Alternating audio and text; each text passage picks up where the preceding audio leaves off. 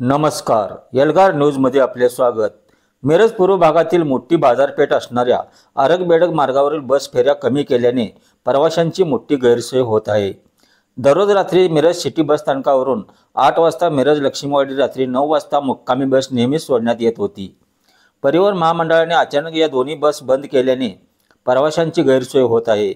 शिंदे गटाचे जिल्हा प्रमुख महेंद्र चंडाळे, शिवसेना शिंदे गटचे मिरज पूर्व विभाग प्रमुख अजय पाटील यांनी विभागीय वाहतूक नियंत्रकांना निवेदन दिले आहे। आरग-बेडग, लक्ष्मीवाडी, शिंदेवाडी, लिंगणूर, खटाव या सीमा भागातील प्रवाशांना अडचणींना सामना करावा लागत आहे। या मार्गावरील प्रवाशांना मोठा तोटा सहन करावा लागत आहे। या मार्गावर परिवहन महामंडळाला देखील चांगले उत्पन्न मिळते, मात्र अचानक दोन्ही बसेस बंद केल्याने पुरुष, महिला, वृद्धासह आरोग्य पंढरी असणाऱ्या शहरात येणाऱ्या अनेक रुग्ण प्रवाशांची गैरसोय होत आहे। सध्या शाळा सुरू होण्याचे दिवस असल्याने रात्रीच्या बसला नेहमी गर्दी असते, त्यामुळे परिवहन महामंडळाने या निवेदनाचा विचार करून या दोन्ही बसेस नेहमीच सुरू कराव्यात अशी मागणी केली आहे।